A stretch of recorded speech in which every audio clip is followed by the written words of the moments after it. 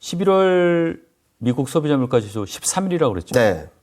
뭐 금리 인하를 기대할 수 있을 만큼 숫자가 뭐 좋게 나와줄지 모르겠습니다. 10월 물가가 7.7이었는데 CPI는 7.5, 7.6 정도 소폭 둔화되는 정도. 코어 CPI도 6.3에서 6.2 왔다 갔다 하는 정도. 그러니까 둔화세는 이어가지만 폭은 좀 제한되는 그림이 아닌가라는 예상을 하고 있는데요. 저는 물가 레벨이 그러면은 예상 외의 반등이 나오지 않을까라는 걱정을 하시는 분들 계시는데 그럴 가능성은 높지 않다라고 생각하고 있어요. 예. 왜냐하면 11월이 끝나면서 11월 평균 유가라든지 가솔린 가격이라든지 이런 것들이 어느 정도 나왔거든요. 보면은 가솔린 가격, 유가, WTI 유가를 보면은 전월 대비 마이너스 반전을 해가지고 물가는 더 더 크게 올라가지는 않을 것 같다. 두 번째로는 중고차 가격이 전월 대비로도 지금 플랫한 상황이고 전년 대비로는 이미 마이너스 10%를 밑돌고 있어요. 예. 그렇게 본다면은 중고차, 유가 이 영향으로 물가는 더 오르기보다는 좀 안정세를 보일 수 있다라는 말씀을 드리겠고요. 다만 관건은 10월 달에 물가가 굉장히 서프라이즈한 예상보다 굉장히 낮게 나온 이유가 중고차도 있었지만 의류, 옷 가격이 많이 떨어졌고요. 그리고 의료 서비스 이쪽들이 좀 많이 떨어졌거든요. 이 두 가지 항목이 어떻게 움직이느냐에 따라서 물가 레벨은 결정되겠지만 물가가 큰 폭으로 떨어지진 않겠지만 그래도 하향 안정세를 이어간다는 그림. 다만 6%, 5%대를 유지하고 있어서 말씀하셨듯이 금리 인하를 기대하기는 아직까지 좀 시간이 필요하다라는 말씀을 드릴 수 있을 것 같습니다. 제가 뭐 요새 우울한 얘기가 많아서 이제 즐겁자고 질문을 좀 세게 드렸는데 네. 사실 어떻게 보면 이제 수요 약화 걱정해야 되는 시점 아닌가 싶어요. 맞습니다. 그러니까 10월 물가를 보고선 시장이 금리 인하에 대한 기대감을 증폭시키면서 증시는 굉장히 분위기가 좋았는데 이걸 하나하나 뜯어보면 좀 별로 좋은 그림들은 아니거든요. 예. 일단 파월 연준 의장이 최근 말한 것 중에 하나가 병목 현상이 좀 완화되면서 물가 안정에 힘을 실어주고 있다라는 얘기를 했어요. 근데 위에 그림 보시는 것처럼 CT라는 데서 발표하는 공급망 압력 지수 이게 올라가면은 공급망이 너무 꽉 짜여져서 압박이 크다라는 얘기인데 이게 뉴욕 연은에서 발표하는 것도 보면은 동반 이렇게 하락하고 있거든요. 특히 네. CT에서 발표하는 것은 최근 마이너스 반전을 하고 있습니다. 이렇게 보면 공급망이 이제는 참 안정세를 찾아가고 있구나라는 말씀을 드릴 수 있을 것 같아요. 예. 근데 문제는 공급망 안정이 되는 게 생산이 많이 늘어나고 경제 활력은 살아있는데 생산이 늘어나고 공급이 원활해지면서 된 게 아니라 밑에 그림처럼 미국 항구에서 그리고 전 세계적인 항구에서 물동량이 많이 줄어들면서 나타난 현상입니다. 예. 거꾸로 말씀드리면 수요가 약해지면서 공급망 압력이 좀 완화되고 있다라고 볼 수 있을 것 같거든요. 그런데 LA 항구가 미국에서 제1항구고 롱비치 항구가 미국에서 제2항구인데 네. 두 개의 흐름을 보면은 매년 연말 연초에는 좀 출렁출렁하는 그림이 나오긴 했어요. 근데 10월 달 물동량 기준으로 보면은 LA 항구는 2009년 이후 제일 낮은 수준이고요. 10월 달 기준으로 보면 예. 롱비치 항은 2016년 이후 가장 낮은 수준이에요. 그만큼 수요라든지 수입 물량이 줄어들고 있다라는 얘기죠. 그래서 공급망 압력이 완화되고 있다는 그림이 긍정적이긴 하지만 실질적으로는 수요 악화 시그널이라고 볼 수도 있겠다라는 말씀을 드리고 있고요. 또 하나는 유가라든지 곡물 가격들이 이제 지금 가격만 유지하더라도 내년 2023년 1분기에는 마이너스로 가게 됩니다. 근데 지금 가격을 유지하거나 좀 더 내려가게 된다면 뭐가 있을까요? 수요 불안이죠. 또 이런 것들이 들어오게 된다고 해서 물가 레벨이 충분히 낮아질 수 있다고 보고 있지만 아직까지는 안심하기 이른 한편 더 낮아지기 위해서는 수요 불안 이런 쪽들이 좀 반영이 될 가능성이 있다라고 말씀드리고 있고요. 또 하나는 주택 물가인데요. 주택 물가는 아직까지 계속적으로 올라가고 있습니다. 예. 근데 좀 걱정이 되긴 해요.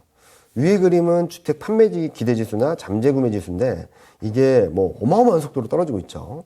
2012년 이후 최저치까지 떨어지고 있어서 자칫하면 금융위기 수준까지 떨어질 수 있다라는 전망까지 들어오고 있습니다.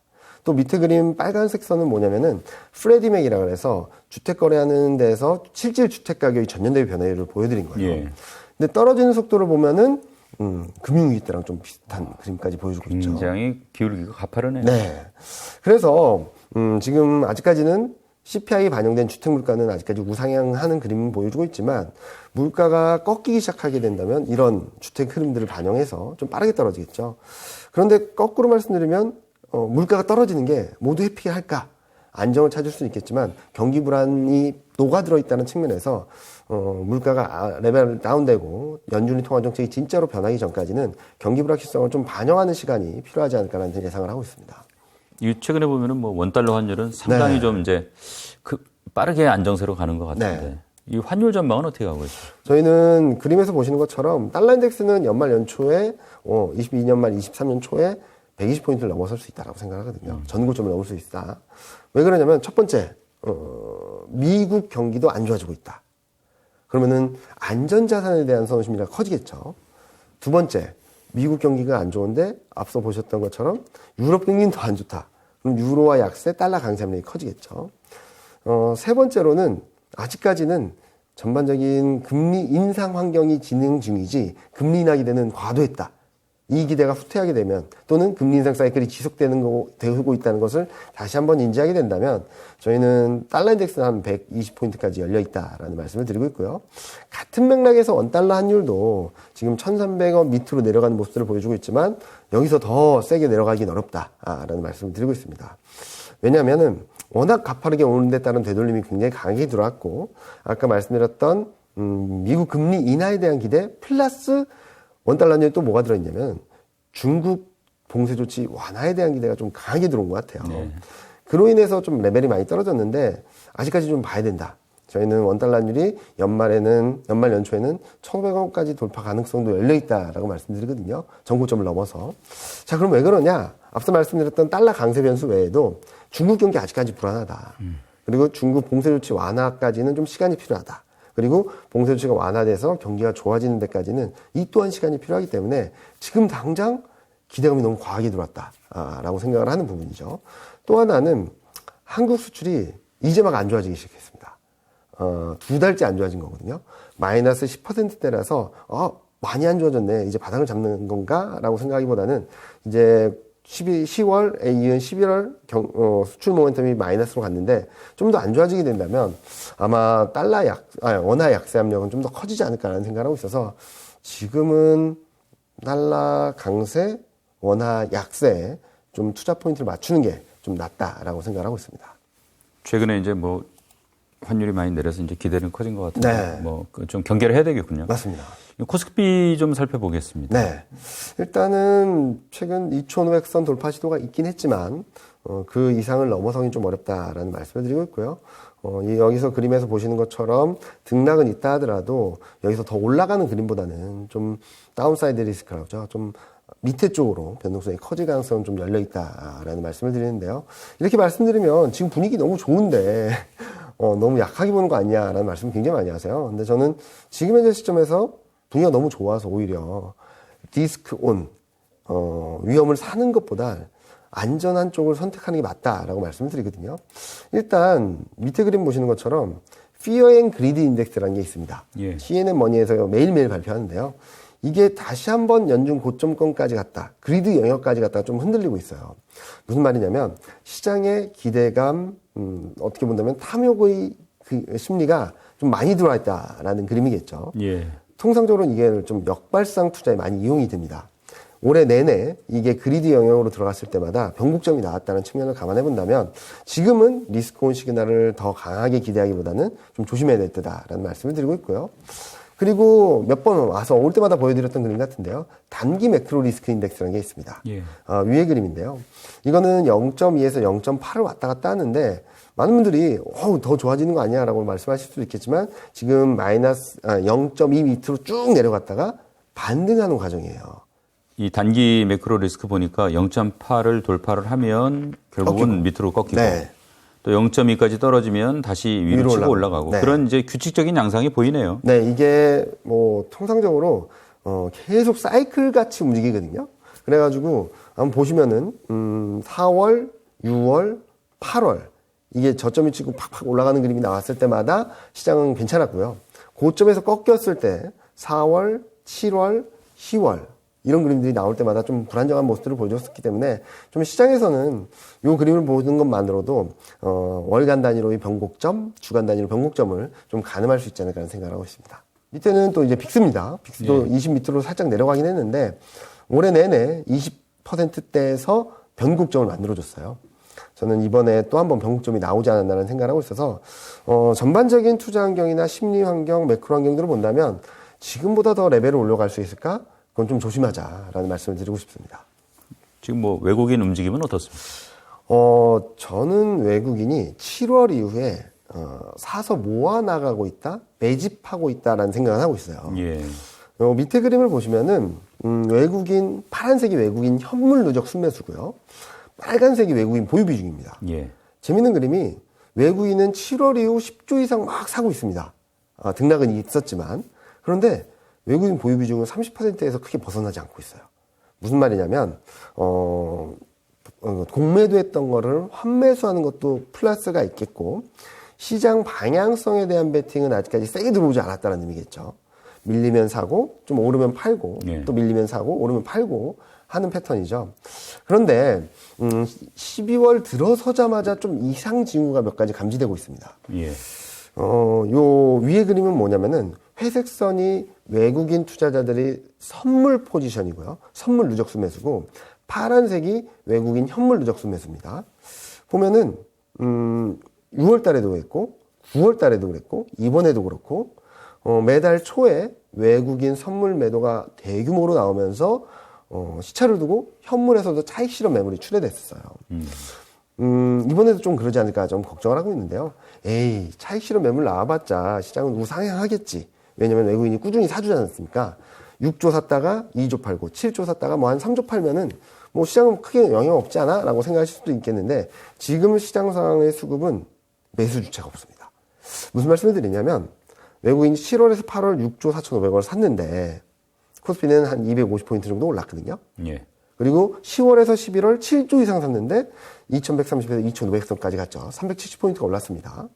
근데 9월 한 달 동안에 외국인이 2조 5천억밖에 안 팔았는데 코스피는 410포인트가 빠졌습니다. 그러니까 무거운 공을 이렇게 언덕을 끌어올린다라고 할 때는 굉장히 힘겹게 끌어올리는데 여기서 힘이 빠져서 놓치기만 하면은 그 공이 쭉 굉장히 빠른 속도로 떨어지죠. 사정없이 굴러 내려가는군요. 네. 그래서 지금은 외국인 수급에 주목해야 되는데 지금은 좀 차익 실현 매물이 출회될 가능성을 경계해야 된다라는 말씀을 드리고요. 특히 밑에 그림을 보시면은 회색 선이 12개월 선행 PR 선진국 대비 상대 강도입니다. 이게 높다라고 한다면 선진국 대비 비싸다. 낮다, 밑에 있다면 싸다라는 논리가 먹힐 수 있는데 근데 지금은 2013년 이후 가장 높은 수준까지 굉장히 밸류에이션 부담이 커진 상황이고요. 파란색은 뭐냐면은 이익 전망치의 상대 강도입니다. 이게 전저점을 깨고 내려가고 있습니다. 제가 이 그림을 보여드리면 매니저분들이나 많은 분들이 한국은 원래 밸류에이션 고점에서 사고 저점에서 파는 거야. 사이클 산업이다 보니까. 근데 그게 성립되기 위해서는 실적이 받쳐줘야 되거든요. 예. 근데 아직까지 실적 전망치가 떨어지고 있다는 측면에서 아직까지 고PR을 살 때는 아니다라는 말씀을 드리고 싶습니다. 지금 실적지 떨어진다는 말씀 해주셨는데 네. 4분기 프리어닝 시즌 어떻게 보고 계세요? 좋지는 않을 것 같아요. 오늘도 몇몇 애널리스트 분들이 4분기 프리뷰를 좀 발표를 하시긴 했는데요. 일단은 환율 효과 완전히 꺾여버렸고요. 그리고 원자재 가격 떨어졌고요. 비용 부담은 커졌죠. 이런 것들로 인해서 불확실성이 되게 커졌다라고 말씀드립니다. 팀장님 4분기에는 리스크 좀 관리 착실히 하자. 네. 또 안정성 위주로 좀 네. 투자하자. 이렇게 강조했는데 마지막 달 12월 그 기조 계속 이어가는 거죠? 네, 저희는 계속적으로 그 기조를 이어가는데 좀 구분해서 말씀드려야 될 것 같아요. 포트폴리오 투자 또는 펀드를 운영하는 펀드 매니저분들한테는 배당주, 방어주 이런 쪽들을 계속적으로 추천드리고 있어요. 그런데 개인 투자자분들은 주식에 접근하는 걸 조금 조심하자. 안 사도 되니까요. 네, 맞아요. 맞습니다. 근데 대신 아까 보여드렸던 것처럼 장기 채권 또는 달러 이쪽에 투자를 하신다면 좀 수익이 나지 않을까라는 생각을 하고 있습니다. 그래서 저는 전반적인 포트폴리오 재편의 기회라고는 생각을 하는데 개인 투자자분들이 적극적으로 매수하거나 아니면 저점 매수하는 시간은 좀 필요하지 않을까. 지금이 아니라 아마 2023년 초반 정도 늦어도 1분기 중에는 한번 올 테니까 좀 기다리자. 그 기다리는 동안에 채권이나 달러를 좀 안전자산을 통해서 좀 트레이딩 하신다면 주식을 투자하시는 것보다도 조금 더 나은 수익률을 거두실 수 있지 않을까라는 예상을 하고 있습니다. 2023년 전망 한번 해보겠습니다. 전체적으로 어떤 한 해가 될 걸로 보세요? 전체적으로는 뭐 이렇게 말씀드리면은 좀 이해가 안 되실 수도 있는데 저는 나빠지면 나빠질수록, 그러니까 올해 4분기, 내년 1분기, 2분기까지 나빠지면 나빠질수록 좋아지는 변화들이 많이 나올 수 있다. 하반기. 네. 그래서 저희 2023년 전망의 제목이 반전 드라마고요. 그리고 23년 키워드를 키워드가 뭐니라고 물어보시면 주역에 나오면 조금 어려운 말인데 궁즉변, 변즉통이란 말이 있습니다. 궁하면 변하고 변하면 통한다는 말인데요. 극한 상황에 이르게 되면 변할 것이고 변하게 되면 통하는 길이 생긴다는 말인데 아마 내년이 2023년이 그러지 않을까라는 생각을 합니다. 예. 좀 쉽게 풀어드리면은 경기가 너무 안 좋아지고 진짜로 침체로 가게 되면은 물가는 더 레벨이 떨어지겠죠. 예. 경기는 안 좋아졌는데 물가는 떨어졌다. 그러면 미국 중앙은행은 지금은 좀 과도한 기대라고 말씀드리는 통화정책 완화에 대한 그림들을 조금씩 구체화해 나갈 것입니다. 그러면은 긴축으로 인해서 묶어놨던 유동성들이 다시 한번 움직일 여지가 생긴다라고 생각하고 있고요. 이 과정에서 미국까지 금리 인상을 멈추게 되면은 지금까지 일방적으로 강세를 보였던 달러가 좀 슬로해지면서 신흥국, 한국 증시에 좀 기회가 되지 않을까라는 예상을 하고 있거든요. 그래서 저희가 예상하는 그림은 요 그림 보시는 것처럼 지금은 좀 과도한 상승이라서 2023년 1분기 중에는 좀 진바닥을 확인하는 과정이 있을 수 있고 이거를 지나야지 진짜 추세 반전이 나올 수 있다라는 말씀을 드리고 있습니다. 그래서 지금은 기대감에 불과한 좀 과도한 기대라고 평가받는 것들이 경기가 안 좋아지는 만큼 현실화될 수 있다는 점들이 아마 23년을 바라보는 키팩터가 아닐까라는 생각을 하고 있고요. 이런 그림 안에서 가장 중요한 섹터는 저는 반도체라고 생각합니다. 앞서도 말씀드렸던 것 중에 실적이 바닥권을 향하고 있다라는 얘기는 2023년 1분기, 2분기 중에는 턴어라운드 할 수 있다는 얘기도 되거든요. 특히 하반기에는 턴어라운드가 가능하다는 얘기가 될 수 있어서 내년에는 경기가 안 좋아지는 만큼 물가, 통화정책이 안정적으로 갈 것이고 이 안에서 달러가 긍정적인 약세를 보이면서 반도체 업황 턴어라운드 맞물려서 23년 하반기에는 통화정책 완화, 경기 턴어라운드, 반도체 업황 턴어라운드, 달러 약세한 외국인 수급 개선 이런 것들이 잘 맞물리는 구간으로 들어갈 수 있어서 저희는 내년 1분기에 적극적으로 좀 매수 기회를 잘 포착한다면 23년 연말에는 상당한 수익을 거둘 수 있지 않을까라는 예상을 하고 있습니다. 자, 뭐 부문별로 좀 상세하게 좀 살펴보겠습니다. 통화 정책은 이해를 했고 이게 이제 지금 경기 사이클 상반기 안 좋고 하반기 좀 풀리지 않을까 이렇게 보셨는데 자, 정확하게 어느 정도 시점이 돼야 이게 그런 좋은 시그널이 나타날지 모르겠어요. 일단은 경기 사이클만 놓고 본다면 2023년 상반기를 지나면서 바닥을 잡을 거라고 생각하고 있습니다. 예. OECD 경기 선행지수 기준으로 보면은 지금 현재 21년 7월 달에 정점을 찍고 15개월째 떨어지고 있거든요.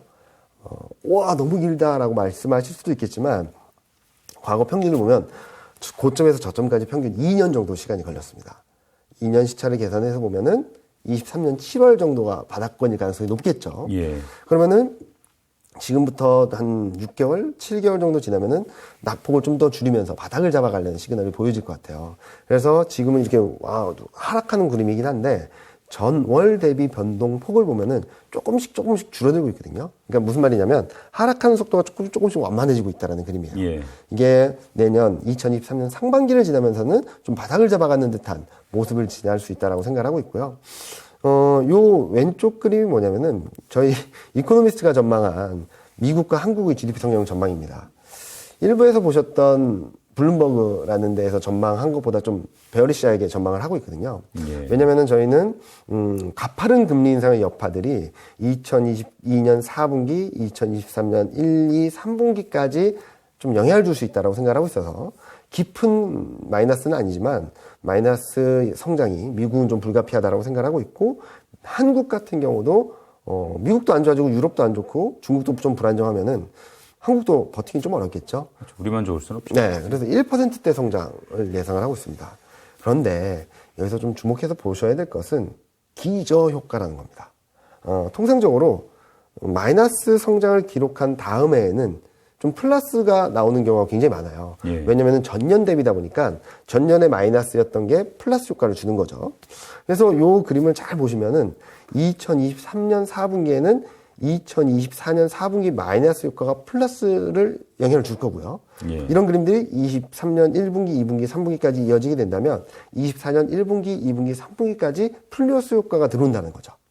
그러면 자연스럽게 23년 2분기를 저점으로 경기 모멘텀도 좀 턴어라운드 할 수 있다는 그림을 열어놓고 있어서 저희는 경기의 흐름들은 아까 좀 전에 보여드렸던 경기 선행지수와 경기 모멘텀을 동시에 봤을 때도 2023년 2분기 정도가 바닥권일 가능성이 높고 하반기에는 턴어라운드, 플러스 반전 이런 그림들을 좀 더 명확하게 보여주면서 경기 모멘텀적인 측면에서는 올라가고 있구나, 회복되고 있구나라는 그림들을 좀 더 뚜렷하게 보여줄 수 있다고 생각하고 있습니다.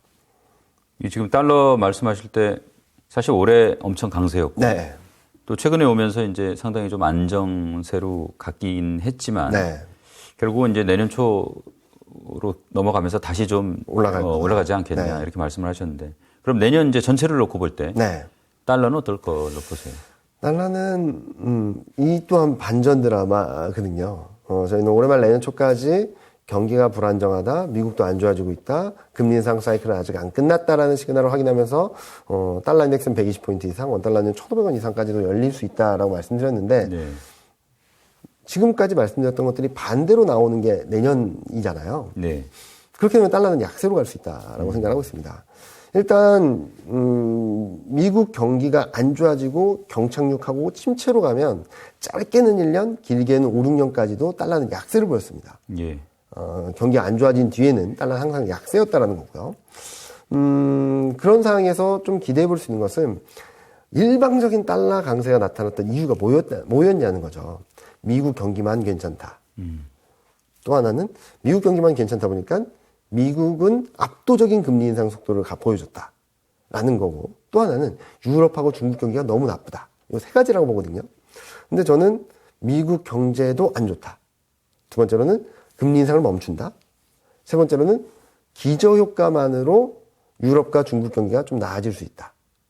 이 세 가지가 맞물리면서 저희는 2023년 1분기 중에는 불안정한 모습을 좀 더 이어갈 수밖에 없겠지만 내년 말에는 달러 인덱스는 100 밑으로 원달러율은 1200 초반까지도 열어놓을 수 있겠다라고 말씀드리고 있습니다. 특히 저희는 원화 강세를 예상을 하고 있는데요. 그것 중에 하나는 중국 때문입니다. 중국이 올해 경기가 너무 안 좋고 제로 코로나 너무 오래 가져가다 보니까 위안화랑 원화가 일방적인 약세를 보여줬었거든요. 예. 근데 반대로 생각해 보겠습니다. 미국이 왜 경기가 불안하냐? ECB, 유럽도 왜 경기가 불안하냐? 너무 빠른 금리 인상 이후에 나오는 후폭풍들이 경기에 영향을 줄 수 있다는 거죠. 근데 정반대의 나라가 딱 하나 있습니다. 중국 올해 내내 경기가 너무 안 좋았기 때문에 금리 인하했고요. 유동성 풀었고요. 재정 정책 어마어마하게 투입했습니다. 앞으로 좀 더 할 거죠. 예. 왜냐면 아직까지 안 좋으니까. 근데 중국은 이 반대로 시차를 두고 유동성 공급, 경기 부양책 이런 것들이 중국 경기에 플러스 효과를 줄 수 있는 게 아마 2023년 2분기부터가 되지 않을까라는 생각을 하고 있어서 올해 일방적인 달러 강세 그 와중에 일방적인 위안화, 원화 약세가 벌어졌다면 내년에는 2023년에는 달러 약세와 함께 원화 강세, 위안화 강세가 좀 더 증시에는 좀 긍정적인 영향을 주지 않을까라는 예상을 하고 있습니다. 반도체, 신재생 에너지, 국방, 네. G3라고 합니까? 네. 이 G3는 아무래도 다른 분야보다는 좀 최근에 특히 미중 패권 전쟁 이런 네. 것 겹치면서 정치 외교 변수가 또 상당히 중요한 요소가 된 것 같은데 요건 좀 내년에 어떻게 보고 계세요? 업종 전망을 하는 데 있어서 선택을 하는 데 있어서 너무 뻔해서 계속 이걸 갖고 가야 되냐라고 물어보시기도 하는데 너무 뻔할 수밖에 없다라는 말씀을 드리고 있어요. 말씀하셨듯이 미국, 중국, 그리고 유럽, 중국, 중동, 여러 지역별로 블록화하면서 탈세계화가 좀 가속화되고 있다라고 생각합니다. 이런 와중에 시장에서 그리고 각 국가별로 꼭 가져가야 되는 산업이 반도체, 그리고 신재생 에너지, 국방이다라고 생각하고 있어요. 예. 반도체는 향후 미래 산업에서 없어서는 안 될 산업이다라고 생각하거든요. 단적인 예로 지금 이 스튜디오에서도 반도체를 뺀 거를만 가지고 생활해봐라 하면 생활할 수가 없겠죠. 그렇죠. 아무것도 못합니다. 옷만 입고 있어야 되겠네요. 네. 의자는 괜찮겠죠. 그리고 또 하나는 신재생 에너지, 전기차, 2차 전지가 왜 필요하냐면은 에너지 독립입니다. 이번에 우크라이나 러시아 전쟁 때문에 유럽이 엄청나게 고생을 하고 있거든요. 그런데 에너지를 독립했다면, 신재생 에너지가 100%였다면 이런 러시아의 횡포에 흔들리지 않을 수 있다는 생각을 하는 거죠. 그래서 유럽은 물론이거니와 미국도 IRA 법안을 통과시킨 것도 같은 맥락에서 이해할 수 있는 부분이고요. 마지막으로 국방, 방산인데요. 이거는 유럽과 중동이 굉장히 드라이브를 걸고 있습니다. 왜냐면은 자주 국방이 필요한 상황이거든요. 예. 그래서 한국도 방산 수출을 굉장히 많이 하는데 우리한테는 참 기회인 것 같아요. 엄청난 기회입니다. 왜냐하면 지금 방위 산업, 그러니까 무기 수출이 지금까지는 40억 달러가 맥스였어요. 근데 작년에 72억 달러까지 올라왔고요. 올해는 100억 달러를 넘을 거라고 예상이 되고 있습니다. 이런 것들을 본다면 너무 뻔하긴 하지만 지금 글로벌 트렌드, 4차 산업혁명, 그리고 글로벌 전반적인 정치적, 외교적인 환경 변화 이런 것들을 종합적으로 고려해 본다면 반도체, 전기차, 2차 전지, 신재생 에너지, 국방까지가 계속적으로 시장에서는 주목받을 수밖에 없고 주목해야 되는 업종이다라는 말씀을 드리고 있습니다. 저희가 이제 매달 초에 그달 네. 이제 시장 전망하는 시간 쭉 꾸준하게 가져왔는데 네. 참 요 전망 시간은 올해 이제 오늘이 맞아요. 마지막인 것 같아요. 네. 세월이 참 빠른데 팀장님 뭐 시청자 여러분께 한 말씀 마지막으로 하시고 네. 오늘 순서 좀 마무리하면 어떨까 싶어요. 일단 아마 올해 내내 그렇게 좋은 전망은 많이 안 드렸던 것 같아요. 근데 저는 지키는 것도 투자다라는 생각을 하고 있거든요. 잘 지켜야지 기회가 왔을 때 좀 적극적으로 투자를 해서 더 큰 수익을 거둘 수 있다라고 생각을 하는데 아마 내년에는 지금 2022년보다는 좀 더 긍정적인 뷰를 많이 말씀드릴 수 있을 것 같습니다. 다만 아직은 타이밍이 아니다. 코스피 2,400 이상에서 적극적으로 투자하기에는 좀 부족한 부분들이 많기 때문에 좀 기다리자라는 말씀을 드리고 있고요. 22년 좀 많이 힘드셨을 것 같고 힘든 시간을 잘 버티셨다면은 23년에는 분명히 좋은 기회가 올 수 있다라고 생각합니다. 앞으로도 머니올라 채널을 통해서 좀 도움 많이 받으셨으면 좋겠고요. 그 도움에 저도 큰 일조를 할 수 있도록 더 열심히 노력할 테니까 모두들 건강하시고 새해 또 다른 모습으로 더 좋은 뷰로 찾아뵙도록 하겠습니다. 네. 고맙습니다. 네, 감사합니다.